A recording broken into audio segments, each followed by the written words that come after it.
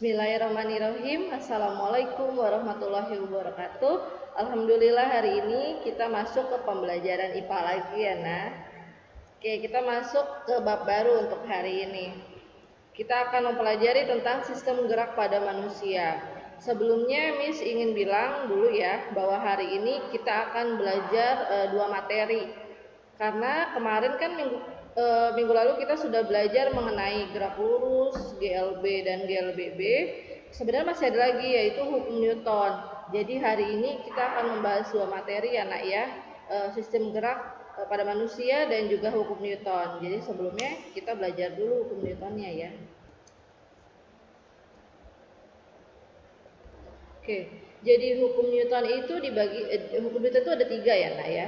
Yang pertama, hukum Newton yang pertama itu berbunyi sebuah benda akan tetap diam atau bergerak dengan kecepatan tetap jika tidak terdapat gaya atau resultan gaya yang bekerja pada benda itu. Jadi pada hukum Newton satu ini benda itu ya akan kalau benda itu diam ya akan tetap diam, tapi kalau bisa bergerak kecepatannya akan tetap atau konstan.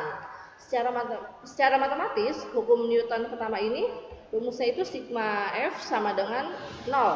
Sigma F ini adalah resultan gaya, F ini gaya, resultan gaya sama dengan 0 ya. Hukum Newton 1 disebut juga hukum kelembaban, hukum inersia karena setiap benda ingin mempertahankan keadaan semula. Bila benda dalam keadaan diam akan cenderung tetap diam. Jika benda bergerak akan tetap bergerak. Ini ada animasinya sedikit. Jadi kalau misalkan dia bergerak ke kanan ya dia kan konstan tetap ke kanan, lurus ya ke lurus, kiri ya ke kiri gitu ya.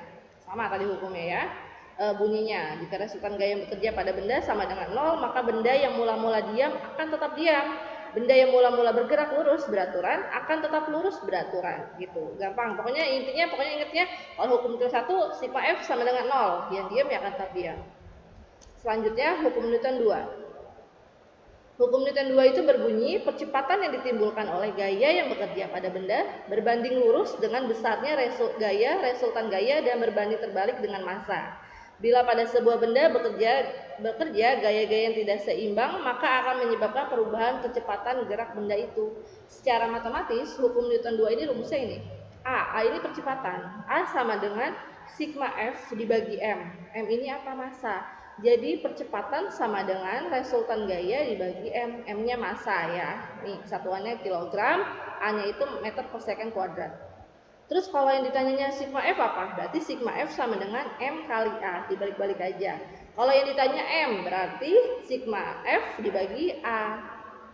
Paham ya? Ini rumusnya diingetin. Jadi kalau tadi hukum Newton 1 sigma F sama dengan 0, kalau hukum Newton 2 sigma F sama dengan M kali A. Ini aja diingetin ya, nanti ini tinggal dirubah-rubah kalau yang ditanya A atau M gitu. Terus perubahan kecepatan yang dimaksud adalah benda yang awalnya bergerak akan diam dan benda yang awalnya diam akan bergerak. Jadi kebalikannya. Kalau tadi hukum Newton 1 benda yang semula diam akan tetap diam, kalau hukum Newton 2 ini benda yang awalnya bergerak akan diam dan benda yang awalnya diam akan bergerak. Jadi kebalikannya ya nak ya. Oke. Hukum Newton 2.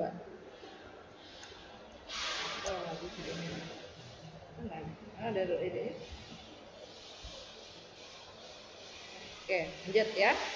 Dalam kehidupan sehari-hari hukum Newton 2 terlihat pada peristiwa yang pertama itu bila kita naik sepeda di jalan menurun dapat bergerak lebih cepat dibanding dengan jalan yang mendatar, sama seperti kemarin GLBB ya. Yang kedua, kelapa yang jatuh dari tangkainya kecepatannya semakin besar ya karena dia turun jatuh. Ketiga, kereta yang ditarik 2 ekor kuda lebih cepat daripada 1 ekor kuda. Nih, kita masuk ke contoh soal ya nak ya. Yang pertama ini ada sebuah benda massanya 5 kg berada di atas lantai yang licin, gaya geseknya 0. Bila balok didorong dengan gaya sebesar 10 N, hitunglah percepatan gerak balok itu. Yang pertama diketahui apa? Ini massanya 5 kg. Terus mana lagi ini gayanya? Resultan gayanya adalah 10 Newton. N ini Newton ya, 10 Newton. Hitunglah percepatan berarti A. Kita pakai rumus yang ini, A sama dengan F per M atau sigma F per M. F-nya tadi 10, M-nya tadi 5 sama dengan 2 meter per second kuadrat. Gampang kan? Bisa ya. Nanti Miss kasih latihan juga seperti ini. Sekarang kita masuk ke hukum Newton ketiga. Bunyi hukum Newton ketiga yaitu setiap ada gaya aksi selalu ada gaya reaksi yang besarnya sama, tetapi arahnya berlawanan.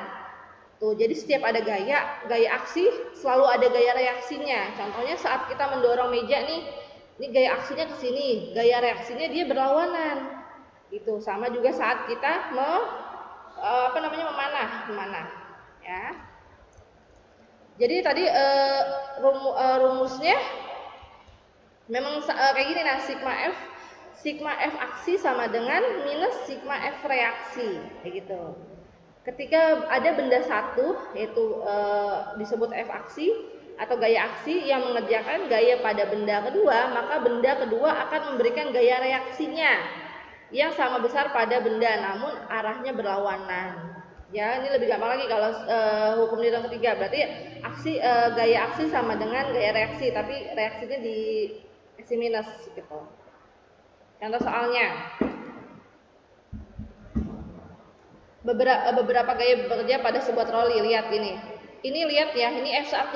F1-nya ini 15 Newton, F2-nya 10 Newton, F3-nya 20 Newton. Ini harusnya gaya ke sini ya, panahnya nggak terlalu kelihatan. Jadi lihat, F1 sama F2 ini arahnya kemana? Ya, sama-sama ke kanan. Sementara F3-nya ini ke kiri. Jadi yang harus diingat adalah kalau gayanya ke kanan itu nilainya positif. Tapi kalau gayanya ke kiri selalu negatif ya. Kita cari dulu resultan F-nya, resultan gayanya. Sigma F-nya berapa? Jadi F1 ditambah F2 dikurang F3. Kenapa dikurang? Misalkan berlawanan F3-nya. Kalau misalkan F1-nya F2-nya ke sebelah kiri, ya udah pokoknya selalu ke kanan itu ditambah, yang sebelah kiri selalu dikurang gitu aja pokoknya ya. Dan dimasukin angkanya F1 tambah F2, F1-nya 15, F2-nya 10. Berarti 25 dikurang F3-nya 20 sama dengan nggak kelihatan di sini, sama dengan 5. Sorry, ini nggak kelihatan ya nak ya. Sama dengan 5 nih. Terus kita masukin rumusnya. Sigma F sama dengan M kali A. F-nya masukin 5, M-nya masukin. Jadi M sama dengan 5 dibagi 0,005 sama dengan 1000 kg. Ini salah, ini 1000 kg ya harusnya ya. 1000 gram ya, benar 1000 gram. Oke, sudah ya, lanjut. Kalau tadi kita sudah belajar tentang hukum Newton, sekarang kita masuk ke sistem gerak pada manusia. Kalau tadi kita nih hukum Newton itu mengenai fisika, kalau sistem gerak pada manusia ini lebih ke biologi. Nih, sistem gerak pada manusia itu tersusun dari rangka dan otot. Rangka disebut alat gerak pasif, sedangkan otot sebagai alat gerak aktif. Rangka hanya dapat digerakkan oleh otot, harus diingat ya.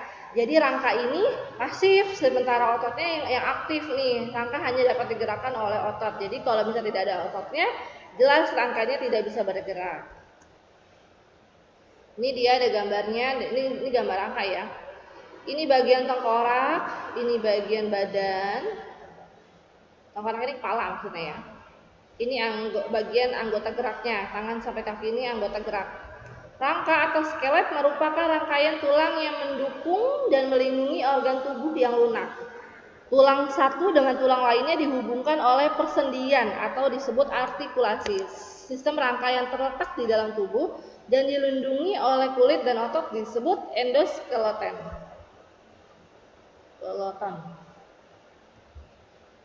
Oke, yang di sini fungsi rangka yaitu yang pertama memberikan bentuk tubuh dan menegakkan berdirinya tubuh. Yang B, melindungi organ yang rusak. Yang ketiga, alat gerak pasif. Yang keempat, tempat melekatnya otot. Yang kelima itu tempat pembentukan sumsum. Jadi kalau bisa harus dihafalin ya, nanti pas ulangan pasti keluar. Oke, terus selanjutnya rangka tengkorak. Rangka tengkorak bagian kepala, yang ini pertama ini ada tulang kepala belakang, tulang ubun-ubun, ada dahi, beji, pelipis, dan tapis. Sementara rangka tengkorak bagian wajah atau muka itu terdiri dari ini dua tulang rahang atas, dua tulang rahang bawah, dua tulang langit-langit, dua tulang pipi, dua tulang air mata, dua tulang hidung. Selanjutnya rangka badan. Kalau tadi tengkorak atau kepala, sekarang badan. Terdiri dari 33 ruas tulang belakang. Ini juga dibagi lagi ada 7. Terdiri dari apa aja? Ada 7 tulang leher, 12 tulang punggung, 5 tulang pinggang, 5 tulang kelangkang, dan 4 tulang ekor. Makanya ada 33 ruas tulang belakang. Terus ada gelang bahu, tulang dada, 12 tulang rusuk, dan gelang panggul. Bisa dilihat di sini bagiannya apa aja. Ya. Di buku juga di sini Miss hanya menjelaskan secara singkat aja garis besarnya. Nanti kalian bisa baca di buku paket kalian. Terus selanjutnya adalah rangka anggota. Tulang anggota gerak atas. Itu ada tulang lengan atas, tulang pengumpil, tulang hasta, tulang tangan, tulang jari tangan. Ini untuk sistem gerak ya tadi. Kalau ini tangan, ini kaki sekarang. Ada tulang paha, tempurung lutut, tulang betis, tulang kering, tulang jari kaki, tulang telapak kaki, dan tulang tumit. Oke, sekarang kita lanjut ke kelainan pada tulang dan otot. Yang pertama itu ada osteoporosis. Apa itu osteoporosis? Merupakan suatu penyakit penurunan massa tulang atau pengurangan jaringan tulang. Pada osteoporosis, proses penghancuran komponen tulang melebihi proses pembentukan komponen tulang. Faktor penyebabnya adalah gangguan absorpsi vitamin D dan kalsium pada usus, menurunnya kadar estrogen setelah menopause, dan kurangnya olahraga. Jadi buat yang nggak suka minum susu dan nggak berolahraga, siap-siap nih nanti tuanya kena osteoporosis ya. Lanjut. Ini dia osteoporosis gambarnya. Terus next, sekarang kelainan pada tulang dan otot, yaitu patah tulang. Terdapat 2 jenis, yaitu patah tulang tertutup bila tulang tidak mencuat keluar menembus kulit, dan patah tulang terbuka bila patahan tulang mencuat keluar dari kulit. Nih lihat nih, serem ya kalau misalkan patah kayak gini. Ini jenis-jenisnya patah tulangnya. Ini yang lebih parah nih patahnya ya, jangan sampai ya nak ya. Selanjutnya kelainan pada tulang dan otot itu ada lordosis dan kifosis. Lordosis adalah kelainan tulang belakang yang terlalu bengkok ke depan. Jadi bengkoknya ke depan. Kalau kifosis kebalikannya, adalah kelainan tulang belakang yang terlalu bengkok ke belakang atau bungkuk gitu. Biasanya kita sering menyebutnya bungkuk ya. Itu ada lordosis dan kifosis. Selanjutnya yang ketiga itu ada skoliosis, adalah kelainan tulang belakang bengkok ke kiri atau ke kanan. Ini jarang sih kita lihat ya, kita lebih sering lihatnya bungkuk ya nak ya. Terus